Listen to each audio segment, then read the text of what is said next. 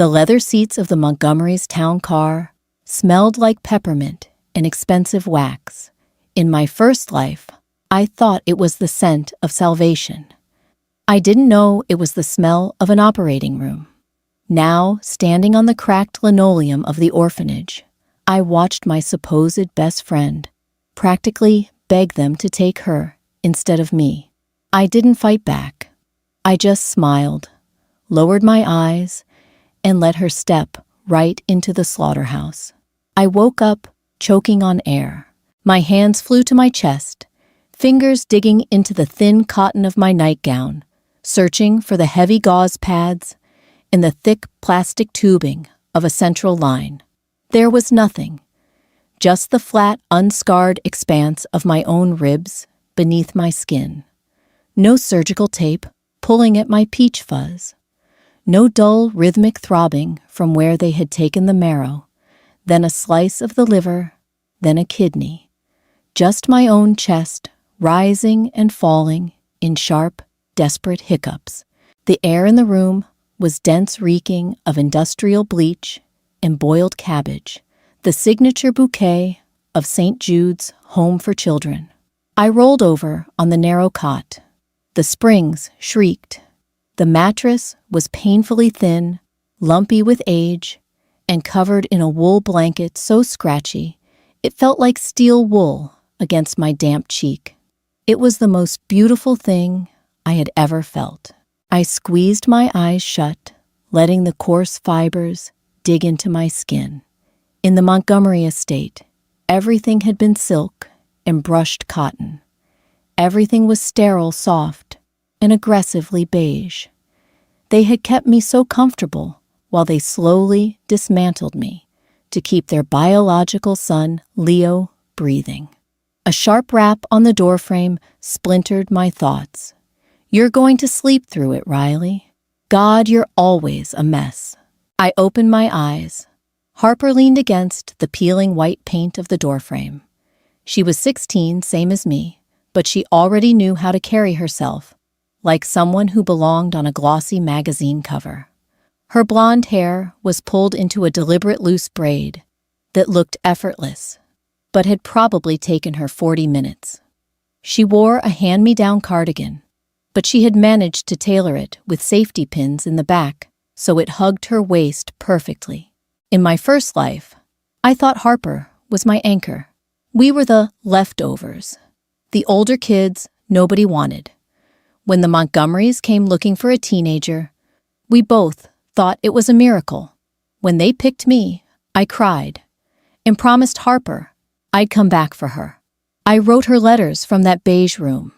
I begged her for help when I realized what was happening. I found out later, just before the infection from my third surgery killed me, that Harper had received every single letter. Evelyn Montgomery had paid her $10,000 and a used Mercedes to burn them. Harper took the deal without a second thought. "I'm awake," I said. My voice sounded weird, raspy, younger. It tasted like morning breath and old pennies. "Well, get up. Mrs. Higgins is losing her mind downstairs." Harper walked into the room, her cheap canvas sneakers squeaking on the linoleum. She grabbed my hairbrush from the rickety dresser and started pulling it through her own hair, checking her reflection in the spotted mirror. The couple coming today, wealthy, like private jet wealthy. Higgins says they're specifically looking for an older girl. This is it, Riley. This is our ticket out. She didn't mean our ticket. She meant hers. I sat up, swinging my legs over the edge of the bed. The cold floor sent a shock wave up my calves. It was real. The dirt under my fingernails, the draft coming through the poorly sealed window, the dull ache in my neck from the terrible pillow. I was back. Today was May 14th, the day the Montgomerys came shopping for spare parts. "I don't feel so good," I muttered, rubbing my temples. It wasn't entirely a lie. The adrenaline in my system was making my stomach violently nauseous. Harper rolled her eyes, tossing the brush back onto the dresser. It hit the wood with a hollow clatter. Don't do this today. Don't be a victim today, Riley. I swear to God. Just wash your face. Try not to look like you just crawled out of a dumpster. I'm not letting you ruin the vibe. She turned and marched out, leaving a faint trail of cheap vanilla body spray in her wake. I sat there for a long time, staring at the empty doorway. In my previous life, I had rushed to the sink, scrubbed my face until it was raw, and put on my best dress, a faded floral thing that didn't fit right. I had tried so hard to look bright, eager, and healthy. I had smiled until my jaw ached. I had given them my blood type on the intake form, with pride, bragging about how I never got sick. This time, I stood up and walked to the mirror. The girl staring back was pale, her dark hair tangled into a rat's nest, dark circles bruising the skin under her eyes. She looked broken. I smiled. It was an ugly, crooked thing. Let's go get adopted, I whispered to the glass. The black town car crunched heavily over the gravel driveway of St. Jude's, a sleek shark gliding into a waiting pool. We were lined up in the rec room. There were 5 of us in the older bracket. Harper stood right in the middle, her posture perfect, her chin tilted up at the exact angle that caught the dusty sunlight filtering through the barred windows. I stood at the end of the line, slouching my hands, shoved deep into the pockets of a gray, oversized hoodie that smelled vaguely of mildew. I had intentionally skipped washing my hair. Mrs. Higgins was sweating. Her polyester blouse stuck to her armpits, and she kept wringing her hands as the heavy oak doors opened. Gideon and Evelyn Montgomery walked in. My breath caught in my throat, a hard knot of pure animal panic. I had to dig my fingernails into my palms to stop myself from bolting. Gideon looked exactly as he had the last time. I saw him. Tall, impeccably groomed, smelling of expensive leather, and that sharp, minty cologne. His eyes were the color of wet slate, sweeping over us with the calculating detachment of a man buying livestock. Evelyn was a vision in a pale cashmere coat, her smile fixed and entirely devoid of warmth. Her lavender perfume hit my nose, and my stomach heaved. I tasted bile at the back of my throat. I swallowed it down. "Welcome, Mr. and Mrs. Montgomery." Mrs. Higgins simpered her voice a full octave higher than usual. "These are our older girls, as requested." "Thank you, Martha," Gideon said. His voice was smooth, a rich baritone that vibrated in the damp air of the room. He stepped forward, walking down the line. He didn't care about our hobbies. He didn't care about our grades. I knew exactly what he was looking for. He stopped in front of a girl named Sarah. "Do you play sports, Sarah?" he asked mildly. "Yes, sir." "Track," she beamed. "Asthma. Any joint issues?" "No, sir." He nodded, moving on. He stopped in front of Harper. Harper gave him a radiant, hesitant smile. It was a masterpiece of acting just vulnerable enough to look needy, just confident enough to look resilient. "And you?" Gideon asked. "I'm Harper," she said softly. "I don't play sports, but I read a lot. I like keeping things quiet. I've always wanted a real family to read with." Evelyn stepped up beside her husband, her eyes narrowing slightly as she assessed Harper's bone structure, the clear whites of her eyes, the flush of her skin. "Are you in good health, Harper? We have a son. He has a very weak immune system. We need someone who wouldn't bring illnesses into the house." "I'm perfectly healthy," Harper said eagerly. "I haven't even had a cold in 3 years. My files say I have O-negative blood, the universal donor. Mrs. Higgins says that means I have a strong constitution." Gideon and Evelyn exchanged a glance. It was a micro-expression, barely there, but I saw it. The flash of predatory interest. O negative. Perfectly healthy. A girl desperate to please.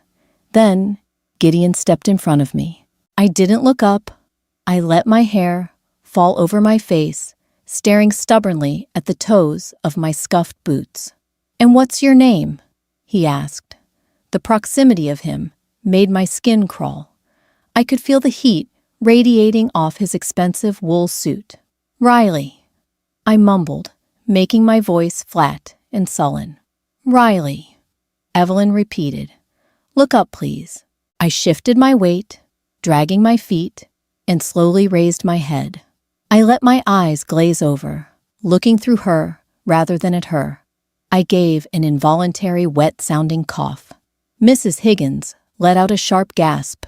"Riley, cover your mouth." "Sorry," I croaked. "Just a chest thing. Had it for weeks." Gideon stepped back, a distinct look of distaste wrinkling his patrician nose. "Are you prone to illness, Riley?" "I guess," I said, shrugging heavily. "I smoke sometimes, behind the dumpsters. Makes my lungs ache. And I had jaundice as a kid. My liver's kind of messed up, the doctor said. Can't process Tylenol right." It was a blatant lie. But I watched the interest drain out of Gideon's eyes, like water down a sink. A bad liver, bad lungs, a sickly, defiant teenager. Useless to them. Useless to Leo. "I see," Gideon said coldly. He turned back to Mrs. Higgins. "We'd like to speak with Harper, privately." Harper's head snapped toward me, a flash of pure, unadulterated triumph in her eyes. She thought I had just self-sabotaged, out of sheer stupidity. She thought she had beaten me. I watched her smooth down her cardigan, her chest puffed out, as she followed the Montgomerys down the hall toward the office. My knees gave out. I hit the floor hard, the impact jarring my teeth. But I didn't care. I leaned against the peeling wallpaper, pressing my face into my cold, sweaty hands. I was shaking violently. I was safe. The paperwork took less than 3 hours. When you have Gideon Montgomery's kind of money red tape turns into tissue paper. I was sitting on the back porch of the orphanage, tearing a stale piece of bread into tiny fragments and throwing them to a cluster of aggressively ugly pigeons. The air was thick with the threat of rain, the sky a bruised purple over the city skyline. It smelled like wet concrete and ozone. The screen door creaked open behind me. Harper stepped out. She was already transformed. She held a sleek leather tote bag that Evelyn must have given her. Her old squetchy canvas sneakers had been thrown away, replaced by a pair of pristine white loafers from Evelyn's car trunk. She looked like she was stepping into a commercial for a luxury cruise. "I'm leaving," she said. Her tone wasn't a goodbye. It was a victory lap. I tossed the last piece of bread. A pigeon snapped it up and waddled away. I wiped the crumbs on my hoodie and turned to look at her. "Congratulations." She walked over, standing just out of reach, looking down at me. "You blew it in there, Riley. I don't know what you were thinking talking about smoking and jaundice. You made yourself look like trash." "I guess I did." She sighed, a heavy, theatrical sound of pity. "I really hope you figure your life out. But I can't let you drag me down anymore." Evelyn said, "I'm going to have a whole wing of the house to myself. They have a son, Leo. He's sick, so they need someone quiet, someone to just be there for him. I'm going to be a sister." My heart did a strange, painful stutter. The words were almost verbatim what they had told me. A whole wing to yourself. A sterile, locked wing where the windows didn't open. Someone to be there for him. Someone to bleed for him. For a fraction of a second, an overwhelming wave of guilt hit me. It tasted like ash. She was a terrible friend. She was selfish, vain, and manipulative. But she was 16. She didn't know that the soft bed they were promising her was a surgical table. She didn't know about the consent forms they would forge or the private doctors they kept on the payroll, who didn't care how much it hurt when they drilled into her hip bone for marrow. I opened my mouth. A warning was right there sitting on my tongue. Don't go. They're going to cut you open. They're going to keep you in a cage of silk until there's nothing left of you. But then, I remembered the letter. I remembered lying in that bed, burning with a fever of 104, my skin jaundiced, my hair falling out in clumps, from the stress of the constant procedures. I had paid a sympathetic maid, with my only possession, a silver locket my birth mother left me to mail a letter to Harper. I had begged Harper to call the police, to tell them I was being held hostage, and I remembered the cold, quiet click of Evelyn Montgomery's heels, walking into my room 3 days later. Evelyn had smiled, holding my desperate, tear-stained letter in her manicured hands. Your little friend from the orphanage drives a hard bargain, Riley Evelyn had whispered, but she prefers the new Mercedes. I closed my mouth. I swallowed the warning. I hope you get everything you deserve, Harper, I said evenly. Harper smiled, oblivious to the venom in the phrasing. Thanks, Riley. Good luck. She turned and walked back inside the screen door, slamming behind her with a sharp, final crack. I didn't watch her get into the car. I didn't want to see the heavy oak doors of St. Jude's close behind her, or the way the town car's tires would kick up the gravel as it took her away. I just sat on the porch, listening to the low rumble of the engine fading down the street, until it was swallowed by the sounds of the city. A cold drop of rain hit my cheek, tracing a line down my jaw like a freezing tear. I wasn't a hero. I knew that now. A hero would have flipped the table, screamed the truth, warned everyone, and fought the Montgomerys head-on. But I had tried fighting them in my last life, and all it got me was an unmarked grave. I wrapped my arms around my knees and pulled them tight to my chest, breathing in the damp, polluted air. My liver didn't ache. My chest wasn't scarred. I was alive, and Harper was gone. I felt a sick, twisting knot of horror in my gut at what I had just orchestrated, followed immediately by an overwhelming, intoxicating rush of relief. The monster hadn't eaten me today. I had fed it someone else. Now I needed to figure out how to kill it before it came back for dessert. The silence Harper left behind didn't feel like peace. It felt like a vacuum. For the first few weeks, I caught myself looking for her in the bathroom mirrors, expecting to see her leaning against the doorframe with a stolen tube of lip gloss. But the space remained empty. I had survived, but survival in St. Jude's wasn't a life. It was a holding pattern. I knew the Montgomerys. I knew Gideon's reach and Evelyn's meticulous paranoia. If they ever realized I had figured out their game, they would crush me, just to tie up a loose end. To fight them, I needed the one thing I didn't have: money. I got a job at a 24-hour diner 3 miles away. I lied about my age on the application. The manager, a sweaty man named Frank, who smelled perpetually of stale onions, didn't care enough to check. My new reality was a symphony of grease and exhaustion. I worked the graveyard shift. The air in the diner was heavy, with the stench of burnt coffee and frying oil. It clung to my hair and seeped into my pores. My hands were constantly raw from the industrial dish soap, the skin peeling around my cuticles. My feet throbbed in cheap, stiff-soled shoes, sending dull spikes of pain up my calves.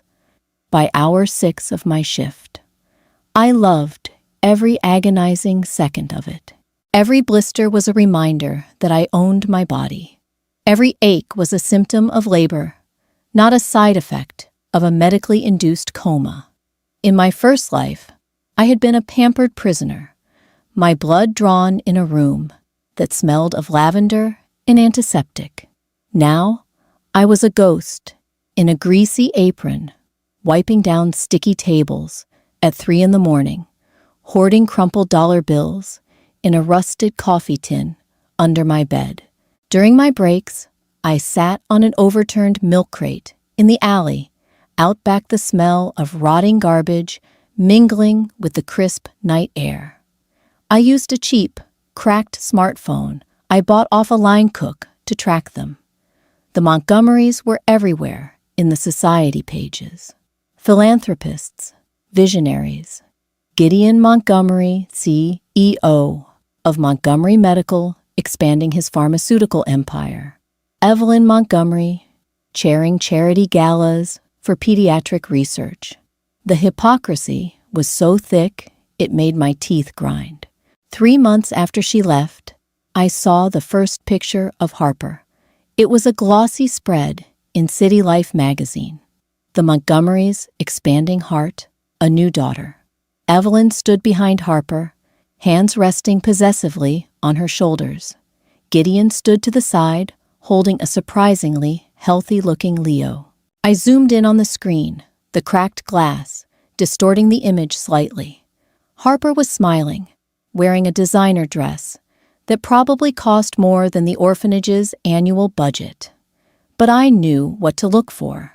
Her smile was tight at the corners. Her posture was slightly rigid. And despite the professional makeup, there was a faint, grayish undertone to her skin. She was wearing a high-necked collar and a thick, chunky necklace that sat right over her collarbone. I traced my thumb over the screen. I knew exactly what was under that necklace. The central venous catheter.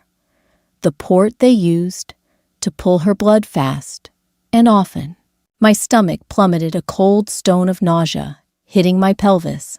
I dropped the phone on the pavement and braced my hands on my knees, taking deep, jagged breaths of the garbage-scented air. I told myself she chose this. I told myself she sold my letters for a car. But the memory of the thick plastic tubing pulling against my own skin was a phantom pain that left me shivering in the dark. They had already started. The slow, methodical harvesting of Harper's youth. I picked up the phone. I didn't cry. Crying was for victims, and I was done being one. I opened a new browser tab and started researching catering companies that serviced the Montgomery's zip code. I couldn't touch them from an alleyway. I had to get back inside the house. I aged out of the system in a blur of gray days and neon-lit nights. The state handed me a manila folder with my birth certificate, $40, and a generic pamphlet on how to not become homeless. I rented a basement apartment that smelled of damp earth and bleach. The ceiling leaked and the radiator clanked like a dying engine, but it had a deadbolt. It was mine. I spent 4 months applying to elite event staffing. They handled the galas, the silent auctions, and the private dinners for the city's apex predators. They rejected me twice. I lacked the refined polish required for their clientele, so I took my coffee tin of diner money and bought a tailored second-hand blazer. I practiced walking with a book on my head in my cramped apartment until my posture was rigidly straight. I learned how to pronounce champagne brands and hors d'oeuvres without stuttering. On my 3rd try, I was hired. My first few jobs were minor: tech startup launches and gallery openings. I learned how to blend into the wallpaper, offering silver trays of seared scallops and disappearing before anyone could register my face. The wealthy do not see the help. To them, we were simply a mechanical extension of the tray. It was the perfect camouflage. Then, in early November, the schedule dropped. The Montgomery Foundation Annual Winter Gala. Location, the Montgomery Estate. My hands shook so badly when I saw the dispatch email that I spilled lukewarm coffee all over my mattress. The day of the event, I put on the elite uniform. Black slacks crisp, white button-down, black vest, black tie. The collar was stiff, biting into my neck. I tied my hair back into a severe, tight bun, applying a layer of matte foundation that made me look slightly older, slightly more hollowed out. The van ride to the estate was silent. The other servers stared at their phones, but I stared out the window, watching the city fade into sprawling, manicured suburbs. When the wrought iron gates of the Montgomery estate loomed into view, a cold sweat broke out down my spine. The tires crunched on the pristine gravel driveway. It was the exact sound I remembered from my first life. My chest constricted. My lungs felt too small. The panic was absolute, rising in my throat like bile. I am not a patient, I told myself fiercely, digging my fingernails into the fleshy part of my palm until the pain grounded me. I am the help. I am a ghost. We were herded through the servants' entrance into the industrial kitchen. The estate was massive, a sprawling monstrosity of glass and limestone. The kitchen smelled of roasting duck truffles and the sharp tang of citrus. It was a chaotic symphony of shouting chefs and clinking silverware. I grabbed a tray of champagne flutes, my knuckles white with the grip. "You," the catering manager barked, pointing a clipboard at me. "Main hall, keep the flutes full. Do not speak unless spoken to. If a glass drops, you're fired before it hits the marble." I nodded sharply. I pushed through the heavy swinging doors. The transition from the kitchen to the main hall was jarring. The noise went from a roar to a sophisticated hum. A string quartet played in the corner. The room smelled of beeswax, expensive orchids, and 50 different kinds of designer perfume. And beneath it all, faint but unmistakable to my traumatized brain, the sterile underlying scent of hospital-grade air purifiers. I moved through the crowd, like water replacing empty glasses with full ones. I kept my head bowed, my eyes tracking the floor until I reached the grand staircase. That was when I saw them. Evelyn Montgomery was holding court at the base of the stairs, draped in emerald silk diamonds dripping from her ears. Gideon stood beside her, laughing smoothly at a joke a senator had just made. And standing slightly behind them, partially obscured by the shadow of a massive floral arrangement, was Harper. I froze. A guest bumped my shoulder, muttering an annoyed apology. But I couldn't move. Harper looked unrecognizable. The vibrant, arrogant girl, who had practically skipped out of St. Jude's, was gone.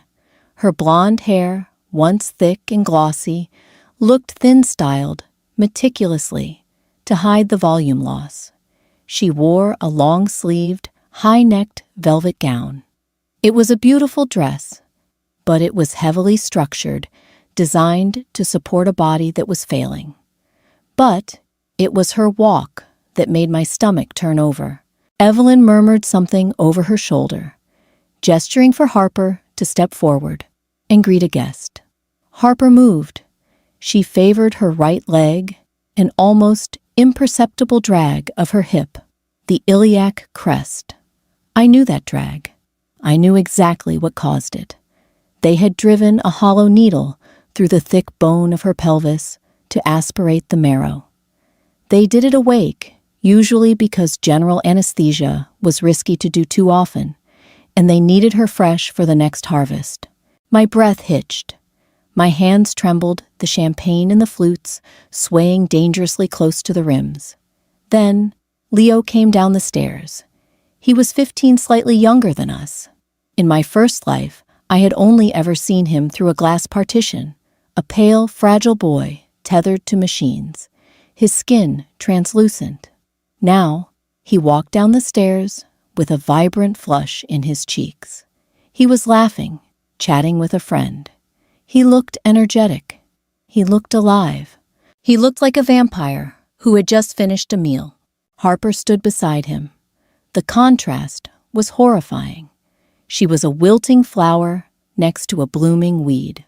As Leo passed her, he didn't even look at her. He bumped her shoulder, a careless teenage gesture, and Harper winced a sharp intake of breath, barely visible from across the room. Evelyn noticed. Evelyn immediately grabbed Harper's upper arm, her fingers digging into the velvet, her smile never wavering, as she whispered something harsh into Harper's ear. Harper nodded quickly, her eyes glassy and terrified. A surge of complex, toxic emotion rushed through me. Guilt, horror, but rising above it all, a dark, pulsing wave of pure, absolute rage. "Miss, excuse me." I blinked, snapping my focus to the man in front of me. He was in his late 30s, wearing a tailored tuxedo, but his tie was slightly askew. He looked bored, holding an empty glass toward my tray. "Sorry," I murmured, keeping my voice low. I swapped his empty glass for a full one. As he reached for the stem, I noticed his hand. It wasn't the soft hand of a wealthy socialite. It was scrubbed raw, the fingernails trimmed militantly short, smelling faintly of alcohol sanitizer. A doctor's hand. I glanced at his face, the sharp jawline, the cold, analytical eyes. Dr. Arthur Kessler, chief of transplant surgery at Montgomery Medical, the man who had signed the forged consent forms in my past life. The man who held the needle. "Are you lost?" Kessler asked, his voice a dry, unpleasant rasp. "You've been staring at the hosts for 2 minutes. It's unprofessional." "Just waiting for a clearing, sir," I said smoothly, forcing my expression into a blank mask of subservience. He scoffed, taking a sip of the champagne. As he turned away, his jacket shifted. My eyes locked onto the inside pocket of his tuxedo. A heavy metallic rectangle peeked out from the silk lining, an encrypted security keycard. Montgomery Medical used a closed-loop system for their private wing. That card opened the doors to the off-the-book surgical suites, where Harper was being drained. It was a reckless, stupid thought. If I was caught, Gideon would bury me under the foundation of this house. But the rage in my chest was louder than the fear. I stepped forward, pretending to lose my balance, as a guest stepped back into my path. I stumbled the silver tray, tilting. I didn't drop it.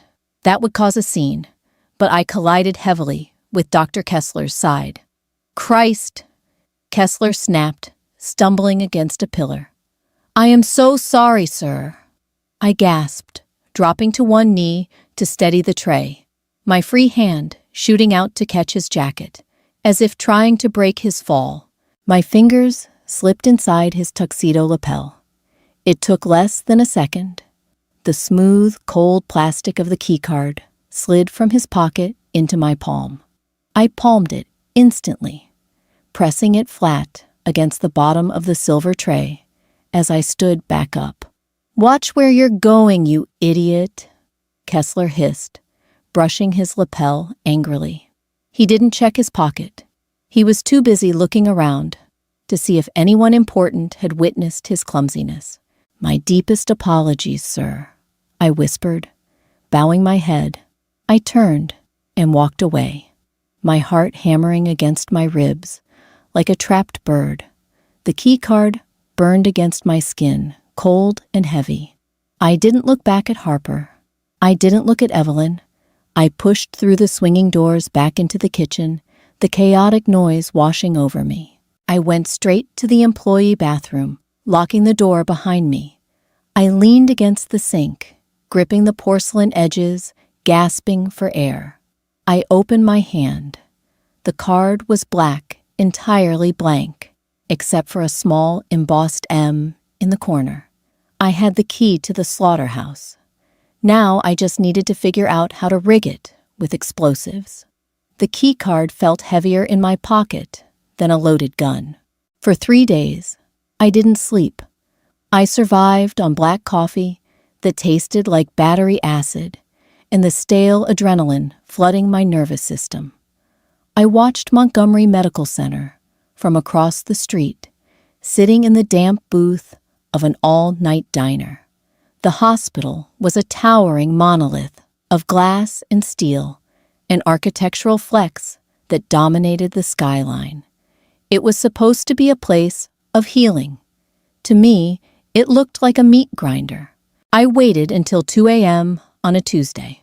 The city was frozen, in a sluggish, freezing rain. The streets, slick and black. I wore dark jeans, my beat-up hoodie, and a cheap medical scrub top I'd bought from a thrift store. It was a pathetic disguise. But if you walk fast enough and look angry enough, people in hospitals usually assume you're a resident and get out of your way. The rain soaked through my canvas shoes as I crossed the street, chilling my toes to the bone. I entered through the emergency room, keeping my head down, bypassed the triage desk, and slipped into the labyrinth of public corridors. The hospital smelled intensely of isopropyl alcohol floor wax and the faint, sour tang of sickness. My pulse thudded in my ears, a frantic, syncopated rhythm. I found the private elevators in the East Wing. There were no buttons for the basement levels, just a smooth black panel beneath a security camera. My hands shook violently.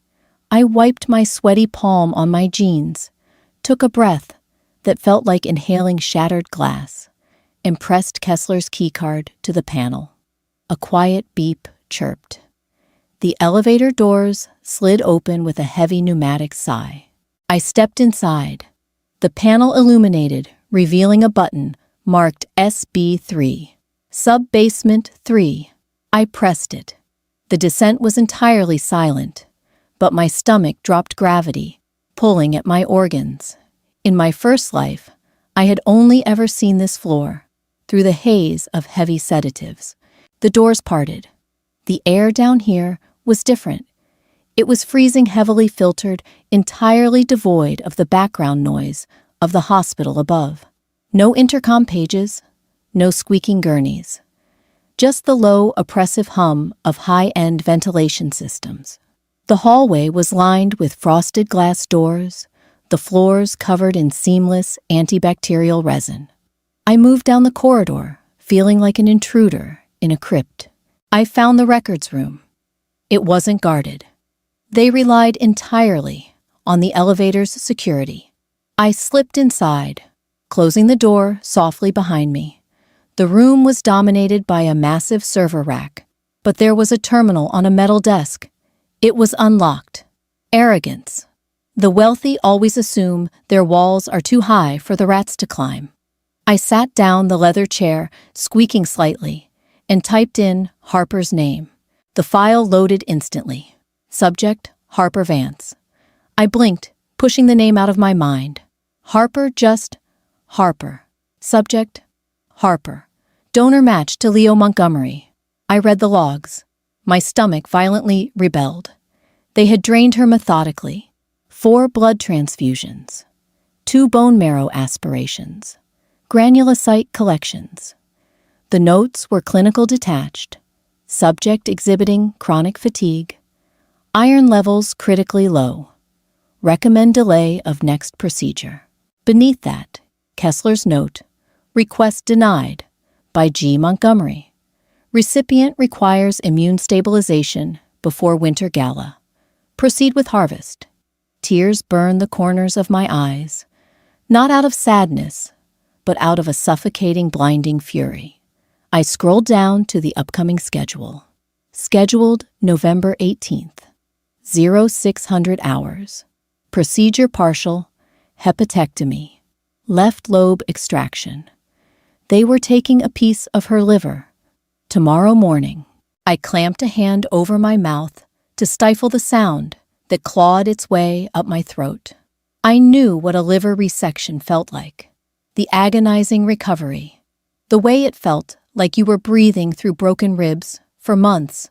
Harper was already weak. If they cut her open now, her body might just give up. I pulled a cheap USB drive from my pocket. My fingers fumbled, dropping it once onto the hard desk, the plastic clatter sounding like a gunshot in the silent room. I picked it up, shoved it into the terminal, and dragged every file I could find into the drive.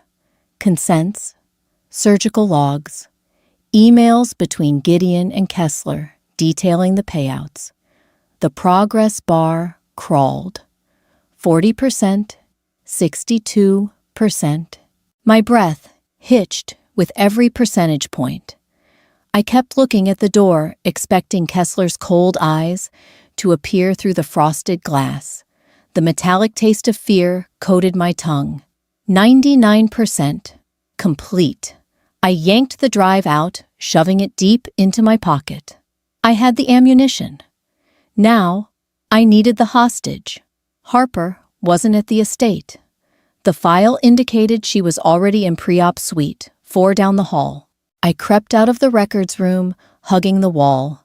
My shadow stretched, long and distorted, under the harsh fluorescent lights. I found Suite 4. The door was slightly ajar. I slipped inside. The room was dim, illuminated only by the sterile glow of a multi-parameter monitor.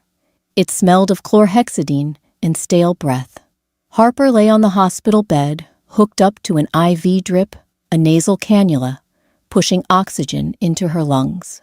She looked like a corpse. Her skin was the color of old parchment, her cheekbones sharp and jutting. Her blonde hair was a brittle mess against the thin blue pillowcase. I approached the bed slowly. "Harper," I whispered. She groaned, her eyelids fluttering. The sedatives made her movements heavy, sluggish. She squinted, her pupils blown wide. "Mom!" "No," I said, my voice cracking. I leaned over her. "Harper, it's Riley. Wake up." She blinked, focusing on my face. A weak frown creased her forehead. "Riley, what?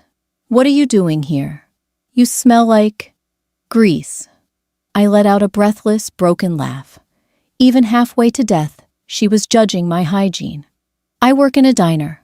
Harper, listen to me. You have to get up. We have to leave." "Leave." She turned her head away, lazily. "Can't. Surgery tomorrow. Leo needs... He's a parasite, Harper." I hissed, grabbing her thin shoulder. The bone felt fragile under my grip. "They are eating you alive. They're taking a piece of your liver tomorrow. You aren't strong enough. You're going to die on that table." "No," she mumbled, a defensive edge creeping into her drugged voice. "Evelyn said. She said I'm her brave girl. They love me. They gave me a car, Riley. A Mercedes." "Where is the car, Harper? When was the last time you drove it?"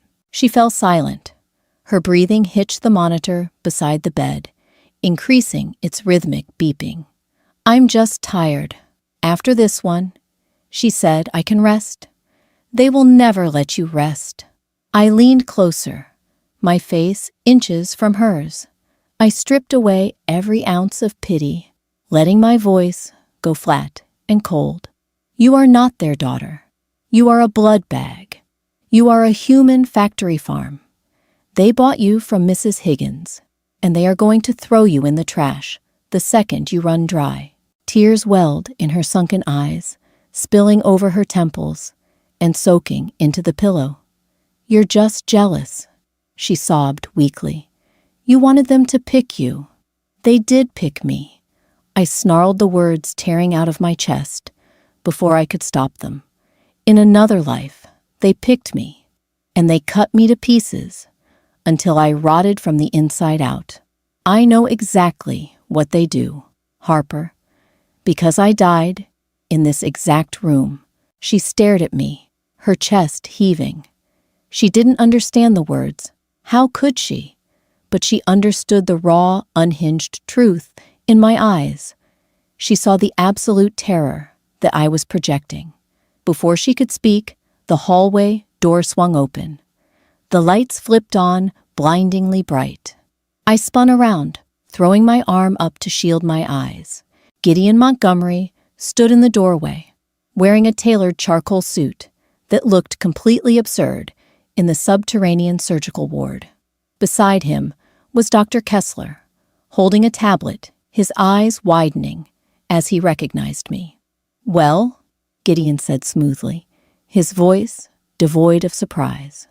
"This is certainly a breach of protocol. Kessler, I thought you said security was airtight." "It is," Kessler stammered, stepping into the room. She must have stolen my card at the gala." Gideon looked at me. His expression was a terrifying mask of calm amusement. He didn't look at me like a threat.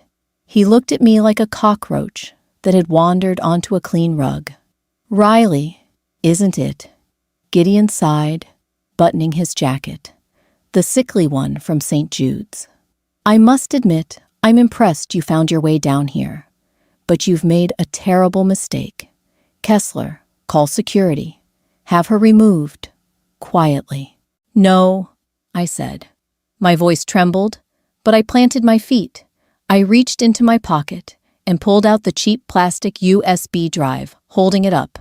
Gideon's eyes flicked to it. He paused. "I downloaded the terminal." I said, my breathing ragged. "Everything. The forged consents, the wire transfers to Kessler's offshore accounts, the blood logs, the bone marrow schedules." Kessler paled, a sheen of sweat breaking out on his forehead. "Sir, the terminal is supposed to be air-gapped." "Shut up, Thomas," Gideon snapped quietly. He looked back at me, his slate-gray eyes narrowing into slits. "You're bluffing. A diner waitress doesn't know how to bypass an encrypted hospital server." "I didn't bypass anything," I said, a hysterical giggle bubbling up in my throat. "You left it unlocked because you're arrogant, because you think nobody ever looks in the basement." I took a step backward, moving closer to Harper's bed. I already forwarded a copy of the files to an automated email server. If I don't log in and cancel it by 6 a.m., it goes to the state medical board, the FBI, and every major news outlet in the city. The headline, "Billionaire harvests orphans to save son, will bankrupt Montgomery Medical by noon." The silence in the room was absolute. Only the slow, steady beep of Harper's heart monitor broke the tension. Gideon didn't yell. He didn't lunge at me. He just watched me with a cold, terrifying calculation. He was doing the math, weighing the life of his empire against the life of his son. "What do you want?" Gideon asked softly. "I want her," I said, pointing a shaking finger at Harper. "We walk out of here. Right now. You wipe her medical records from this facility, you legally emancipate her tomorrow, and you never ever look for us again. You find your son a legal donor on the registry, like everyone else." Gideon looked at Harper. He looked at the girl who had bled for his family, who had sacrificed her youth for his son's cheeks to stay pink. There was no love in his eyes. There wasn't even pity. She was simply a depreciated asset. "Fine," Gideon said curtly. He gestured toward the door. "Take her. She's practically tapped out anyway. But if those files leak, Riley, I will spend every penny I have ensuring you both suffer a very long, very painful end. If we die, the dead man's switch triggers anyway." I lied smoothly. I didn't have a dead man's switch. I barely knew how to set up the scheduled email. But I stared him down with all the cynicism and hatred of a ghost who had already survived him once. I turned to Harper. I ripped the IV from the back of her hand. She cried out a weak, pathetic sound, as a bead of dark blood welled up on her pale skin. "Get up," I ordered, hauling her by the armpits. She leaned heavily against me, her legs buckling like wet paper. She smelled of fever and despair. I practically dragged her toward the door. As we passed Gideon, I didn't look away. I held his gaze until we crossed the threshold, stepping out of the sterile tomb and back into the cold, humming hallway. The rain did not fall. It spat. It hit the roof of my rusted 1998 Honda Civic, like gravel, a relentless metallic drumming that vibrated right through the peeling vinyl of the driver's seat and into my spine. I was parked half a mile from the Montgomery estate, tucked behind a dilapidated strip mall that smelled violently of wet cardboard and fry grease. The engine was off to save gas, leaving the car interior to grow steadily colder. The windows were entirely fogged over, trapping the scent of stale cigarette smoke, mildew, and my own sour sweat. I sat in the dark, the harsh blue glare of my stolen laptop illuminating my face. The battery icon in the top right corner sat at a precarious 22%. The diner's Wi-Fi hotspot I was piggybacking off flickered the signal bar, dropping to a single dot before jumping back to 2. My thumbnail dug into the worn plastic of the steering wheel. I couldn't stop bouncing my left leg. The adrenaline in my system was thick and toxic, making my teeth chatter, even though I wasn't cold. It was Thursday night. The clock in the bottom corner of the screen read 7:42 p.m., 12 hours before Harper was scheduled to be wheeled into the sub-basement operating theater. 12 hours before they cracked her open and took her kidney. Across the city, at a 5-star hotel downtown, Evelyn Montgomery was preparing to step onto a podium. The annual Montgomery Foundation dinner was in full swing, a masterpiece of public relations, disguised as philanthropy. They were announcing a $10 million grant for pediatric transplant research. The sheer, suffocating hypocrisy of it made my stomach physically ache. In my past life, I had died, while Evelyn wore silk and accepted awards for her charity. Not tonight. I pulled up my email client.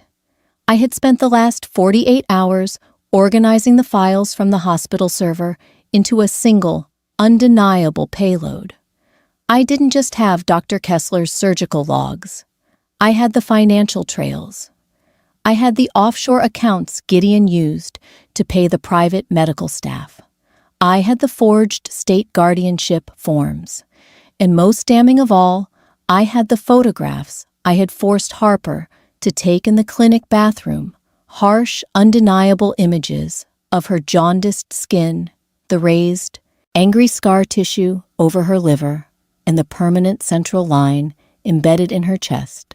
I pasted the addresses into the BCC line, the FBI's local field office, the state medical board, the investigative desks at the Times the Post, and every local television affiliate I could find.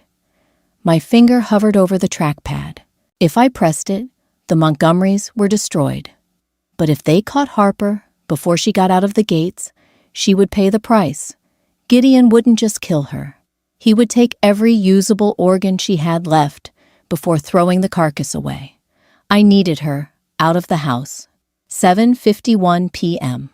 My burner phone buzzed in the cup holder, a harsh, mechanical vibration against the plastic. I snatched it up.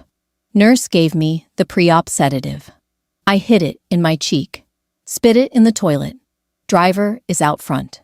I typed back my thumbs, slipping on the cracked screen. Move to the back gate. Now. Do not stop. I shoved the phone into my pocket and turned the key in the ignition. The Honda's engine turned over with a painful wheezing cough, sputtered, and finally caught. I didn't turn on the headlights. I shifted into drive and eased out of the alley, navigating by the ambient smeared glow of the street lamps filtering through the rain. I crept down the private access road that ran behind the estate. The trees here were thick, their branches clawing at the car's roof. I pulled up to the exact spot where the wrought iron fence met the tree line, leaving the engine idling.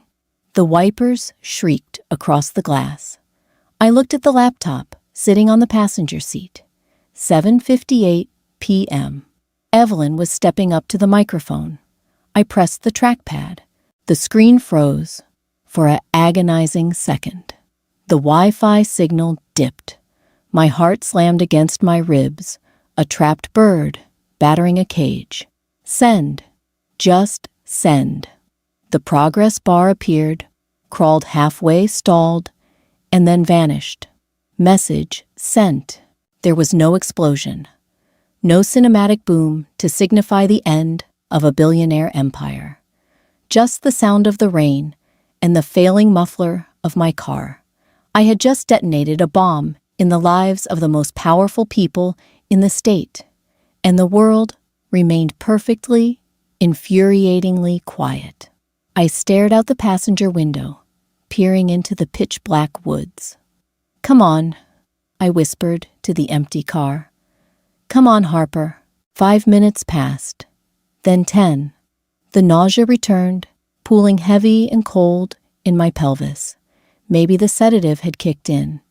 Maybe Evelyn had left security guards at the back door. I reached for the door handle, preparing to do something incredibly stupid, when a shadow detached itself from the brush. Harper didn't run.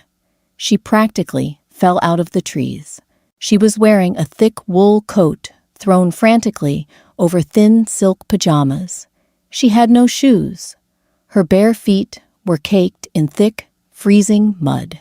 She hit the side of the car, her hands smearing the wet glass, her breath coming in ragged, shallow wheezes that I could hear over the engine.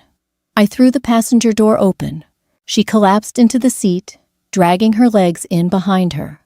The smell hit me instantly, a mixture of wet earth, panic sweat, and the sharp chemical reek of hospital-grade antiseptic soap. She curled her knees to her chest, pressing both hands hard against her right side, right over where they had taken a piece of her liver. "He saw me," she gasped, her voice barely a croak. Her hair was plastered to her skull, her skin possessing a terrifying, grayish-yellow pallor. The groundskeeper. He was smoking by the shed. He saw me. I didn't ask questions. I slammed the car into gear, stomped on the gas, and flipped the headlights on. The tires spun wildly on the slick asphalt, kicking up a rooster tail of mud, before finally finding purchase. The Honda lurched forward, throwing Harper back against the seat. I didn't look in the rearview mirror. I just drove. I blew through a stop sign at the end of the private road, merging recklessly onto the main highway and burying the needle past the speed limit. The silence in the car was heavy, broken only by the rhythmic thud of the tires and Harper's jagged, wet breathing. She kept her eyes squeezed shut, her hands white-knuckled where they gripped her side. She didn't look like the girl who had sneered at me in the orphanage. She looked like a dying animal. I drove for 2 hours. I didn't stop until we crossed the state line. I pulled off at an exit, flanked by 2 massive truck stops, and navigated toward a low cinder-block building with a flickering neon sign that read, "Rest In." It was the kind of place that didn't ask for ID if you paid in cash. I turned off the ignition. The sudden silence was absolute. "Get out," I said, my voice flat. Harper didn't argue. She unbuckled her seatbelt with trembling, uncoordinated fingers and practically fell out of the car. I grabbed my laptop, my phone, and my coffee tin of cash from the floorboards, locking the doors behind me. I paid a man behind bulletproof glass $60 for a key attached to a heavy block of wood. Room 114. The room smelled of stale beer, industrial carpet cleaner, and dust. The bedspread was a hideous floral pattern, stiff with age. The only light came from a single, buzzing fluorescent tube over the sink. It was the most beautiful room I had ever seen. I locked the deadbolt, fastened the chain, and dropped my bag on the small veneer table. Harper hobbled past me and collapsed onto the edge of the mattress. She didn't take off the wet coat. She just sat there, staring blankly at the wall, her chest rising and falling in shallow, painful increments. I pulled out my burner phone and opened the browser. My hands were shaking so badly, I dropped the phone on the carpet. I picked it up, cursing under my breath, and loaded the local news affiliate's website. It was a bloodbath. The entire homepage was overtaken by a red breaking news banner. Philanthropists arrested at charity gala. I clicked the top video. It was a shaky cell phone recording from inside the hotel ballroom. Evelyn Montgomery was standing at the podium, wearing a dress that probably cost more than this entire motel. She was mid-sentence, talking about the moral imperative of saving children, when the heavy oak doors at the back of the room burst open. A dozen federal agents in tactical windbreakers flooded the room. The audio was a chaotic mess of overlapping shouts and the gasps of the wealthy attendees. The camera zoomed in, catching the exact moment Evelyn's perfectly constructed mask shattered. Her eyes widened, her mouth falling open in a deeply ugly, entirely genuine expression of terror. The camera panned. Gideon was already against a wall, a federal agent violently pulling his arms behind his back to snap handcuffs on his wrists. He was shouting something about his lawyers, his face purple with rage. But it didn't matter. They were putting him in a car. I scrolled down. There was a secondary article. Chief of Transplant Surgery detained at Montgomery Medical. Dr. Kessler had been arrested in his own office. The breath I had been holding for 6 months finally left my lungs. It wasn't a sigh of relief. It was a harsh, physical expulsion of air, the phantom ache in my chest, the ghost of the surgeries that had killed me in my first life evaporated. The Montgomerys were gone. They were caught. The files were out there. The medical board would rip their licenses apart. The FBI would tear through their finances, and no amount of money could unring this bell. I lowered the phone. I looked at Harper. She was watching me, her eyes bloodshot and wide, tracking my every movement. "They have them," I said. My voice sounded foreign to my own ears. Steady, cold. Gideon and Evelyn are in federal custody. Kessler, too. The files are public. Harper didn't smile. She didn't cry in relief. She slowly looked down at her own body.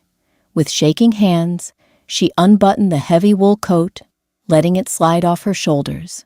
She pulled down the collar of her silk pajama top.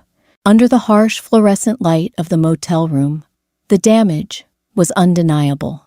A thick, square plastic port was embedded beneath the skin of her collarbone, held in place by heavy medical tape. The skin around it was bruised yellow and purple. She lifted the hem of her shirt. A brutal horizontal scar ran across her right side. The flesh puckered in red where it hadn't healed properly. She was painfully thin, her ribs pressing against her skin like the bars of a cage. "I'm still sick, Riley," she whispered. Her voice broke a pathetic raw sound that scraped against the peeling wallpaper of the room. "They took pieces of me. My liver doesn't work right. I'm cold all the time. My bones ache where they put the needles." She looked up at me, tears finally spilling over her lashes, cutting tracks through the grime on her face. "I'm going to die anyway, aren't I?" she sobbed. They won. They ruined me. I'm going to die. I stared at her. In my first life, I had begged her for help. I had written her letters detailing this exact pain, this exact terror. She had sold those letters for a used Mercedes. She had willingly stepped over my corpse for a taste of luxury. I felt no pity. I felt no triumph. I just felt a deep, exhausted emptiness. "You're not going to die," I said. I didn't step closer to comfort her. I stayed by the door. "The federal government has your files now. You are the star witness in the biggest trafficking case of the decade. They have to give you real medical care, not butchery to keep you fresh for Leo. You're going to a real hospital. They'll manage the liver damage. They'll remove the port." Harper buried her face in her hands, her narrow shoulders shaking as she wept. It wasn't a pretty cinematic cry. It was ugly. Snot ran down her chin. She gasped for air, making choked, guttural sounds. "Why did you do it?" she wept, looking up at me through her fingers. "You hate me. I know you do. You have every right to. I left you there. Why did you come back for me?" I looked at the cheap plastic chair in the corner of the room. I looked at the water stain on the ceiling. I thought about the smell of bleach in the orphanage and the smell of lavender in Evelyn's foyer. "Because I didn't want to owe them anything," I said quietly. "Not my life, and not my revenge." I walked over to the sink and turned on the tap. The pipes groaned before spitting out a stream of rusty, lukewarm water. I pumped a glob of cheap, pink institutional soap into my palms and began to scrub the grease, the sweat, and the dirt from my hands. We weren't friends. We would never be friends. We were just two casualties of a war fought in a sterile hospital wing. But as I looked at my own reflection in the spotted, cracked mirror above the sink, I realized something. My skin wasn't jaundiced. There were no scars on my chest. I didn't wince when I took a deep breath. Harper would spend the rest of her life in therapy, managing her compromised organs, and the trauma of being a farm animal in a velvet cage. That was the price she paid for her choices. But me, I dried my hands on a thin, scratchy towel. I looked at the dark window, listening to the rain hit the glass. I was alive, and for the first time since I drew breath in this second life, I was finally, truly free. Thanks for diving into this dark, twisted journey of rebirth, betrayal, and survival. Writing Riley's escape from the Montgomery family's gilded cage was an intense exploration of human resilience and the heavy cost of vengeance. If you felt the chill of those hospital corridors and the raw, messy reality of their survival, hit that like button to let me know. Don't forget to share this story with your friends who love a gritty, psychological thriller. Subscribe to the channel and ring the bell so you never miss the next deep narrative dive. See you in the next one.